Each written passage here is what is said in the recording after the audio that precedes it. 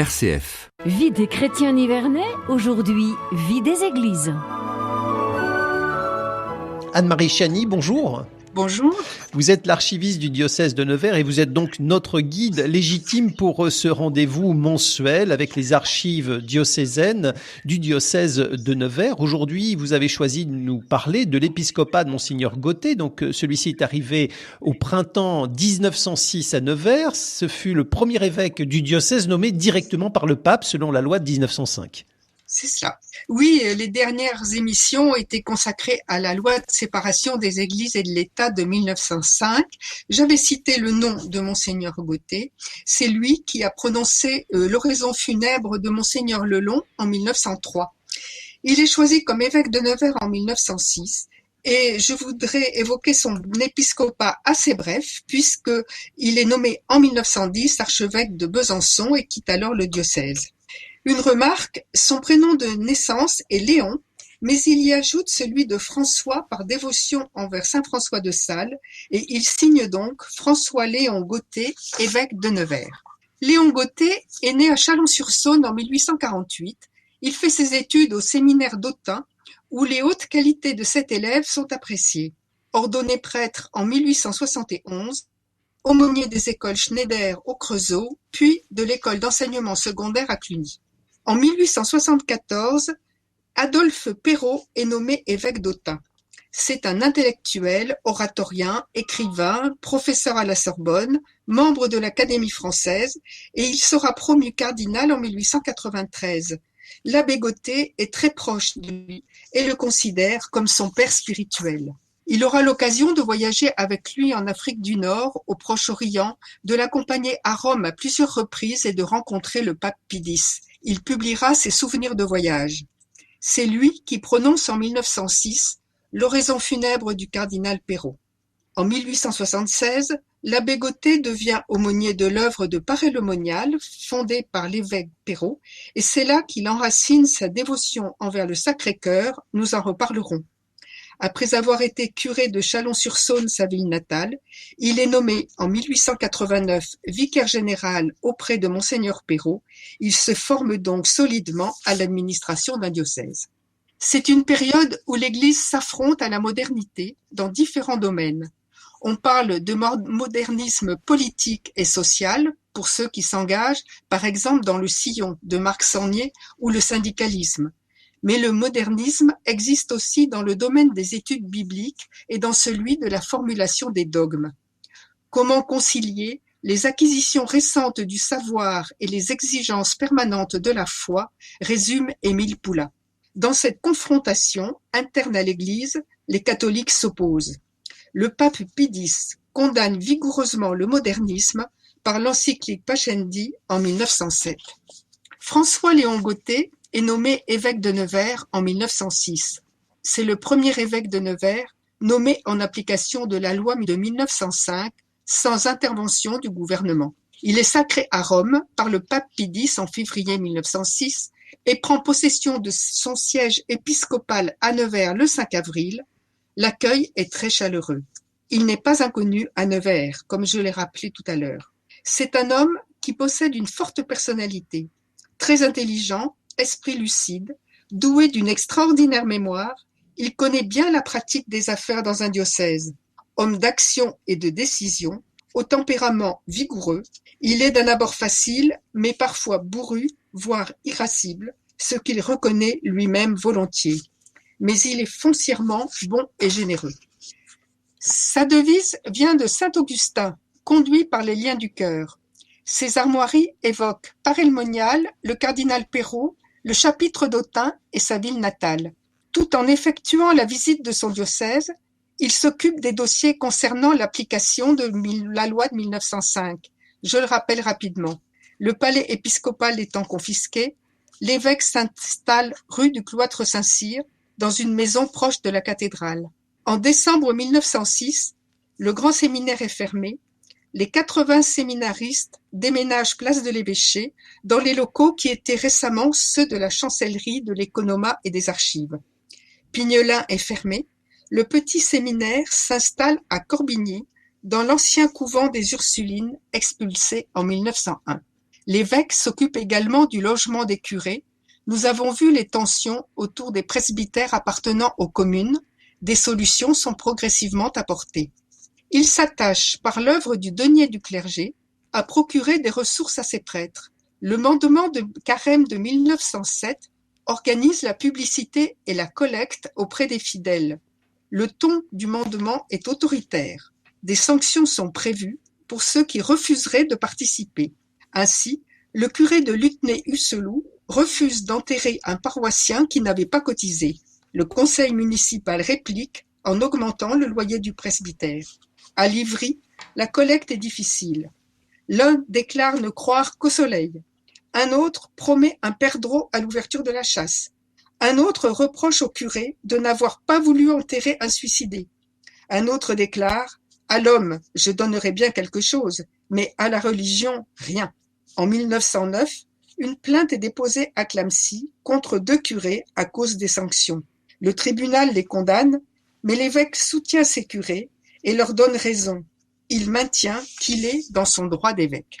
À côté des questions matérielles qu'il fallait impérativement régler, il faut aussi adapter les mentalités à la situation nouvelle due à l'exode des congrégations en 1901, à la loi de 1905, mais aussi à l'esprit du temps. L'évêque de Nevers soutient la position du pape contre le modernisme. Il publie un texte sur l'encyclique Pascendi, un autre sur les devoirs du temps présent. Dans chaque commune est constitué un conseil ou comité paroissial chargé d'une partie des fonctions des anciennes fabriques. Un comité cantonal est créé dans chaque doyenné. Chaque année se réunit un congrès diocésain, donnant à toutes ces structures une cohésion d'ensemble. La publication de ces travaux est riche de renseignements. Mais lors d'un congrès diocésain, le chanoine Pic, directeur des œuvres, déplore que certains conseils paroissiaux soient inexistants et que seule la moitié des comités cantonaux s'y réunissent, rassemblant essentiellement des ecclésiastiques.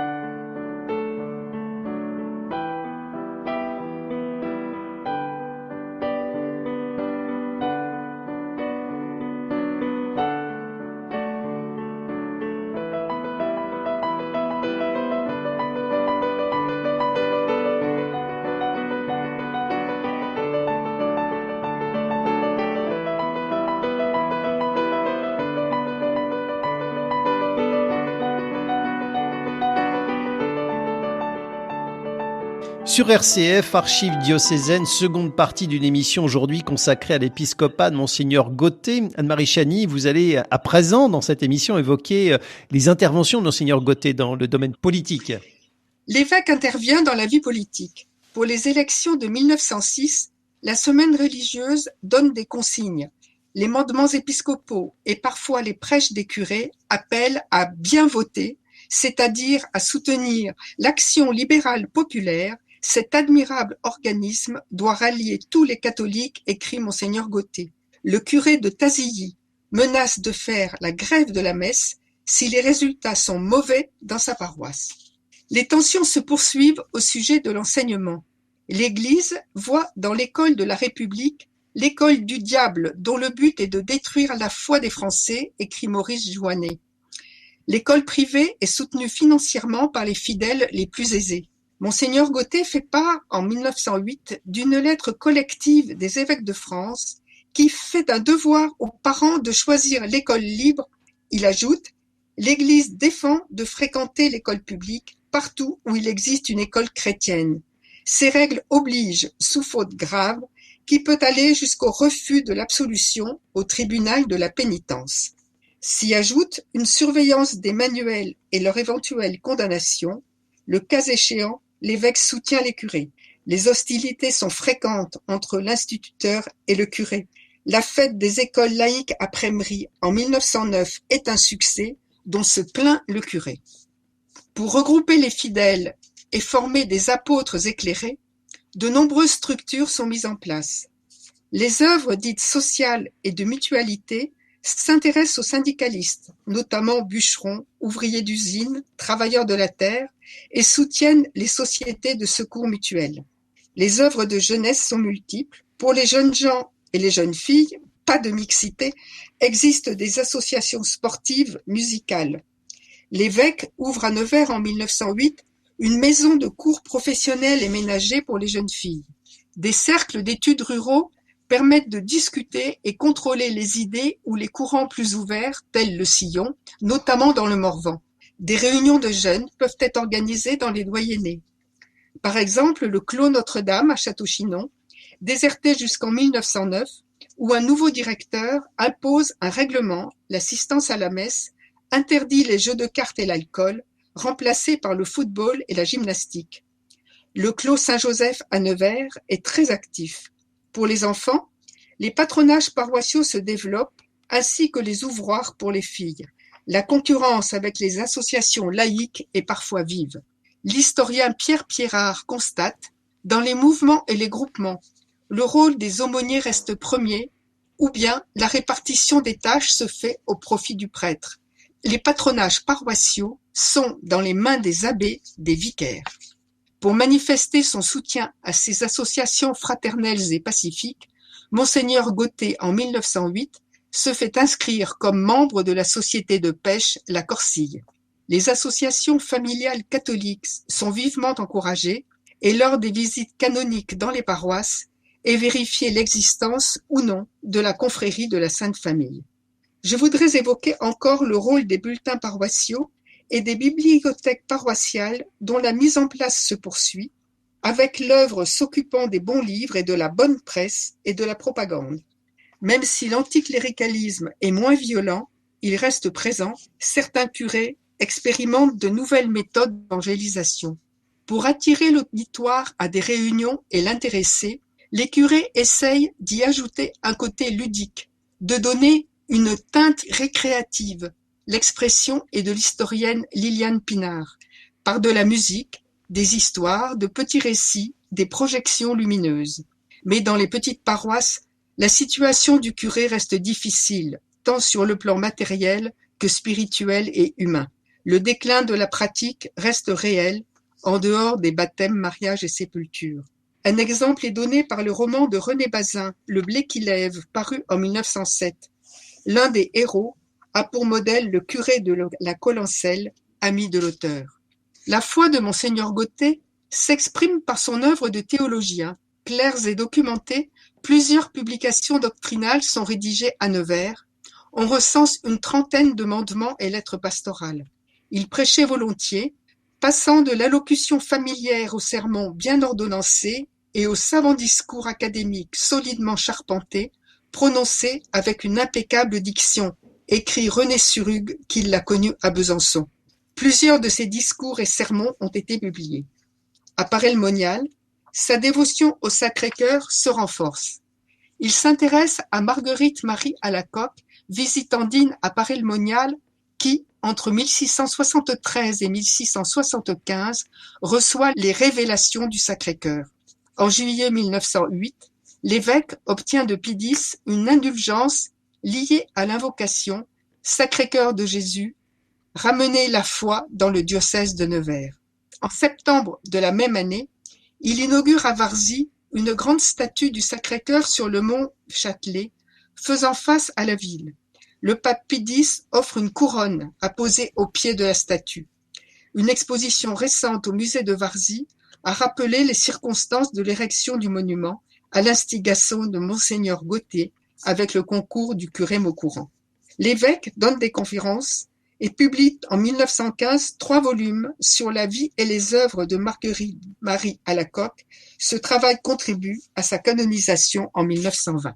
L'évêque s'intéresse également à Jeanne d'Arc.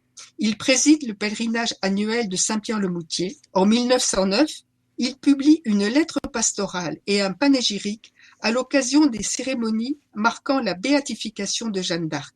Un triduum pour la célébrer est organisé à Nevers, à la cathédrale et dans le diocèse. L'évêque accompagne chaque année le pèlerinage des Nivernais à Lourdes. Le 1er février 1908, le 50e anniversaire de la première apparition à Bernadette est fêté solennellement dans le diocèse. Il entreprend une tâche difficile, le procès canonique de l'ordinaire, en vue de la béatification de Bernadette. Il s'agit de rassembler les informations et renseignements nécessaires et de les envoyer à Rome. 133 ou 149 séances de travail ont lieu à Saint-Gildas, à l'évêché et à Lourdes, dont en septembre 1908, l'exhumation du corps de Bernadette parfaitement conservé.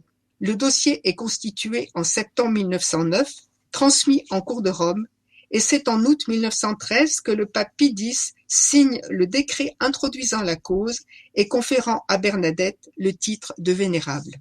Monseigneur Gauthier est promu archevêque de Besançon en janvier 1910, mais voulant les régler les affaires en cours, il ne quitte Nevers qu'au mois d'avril.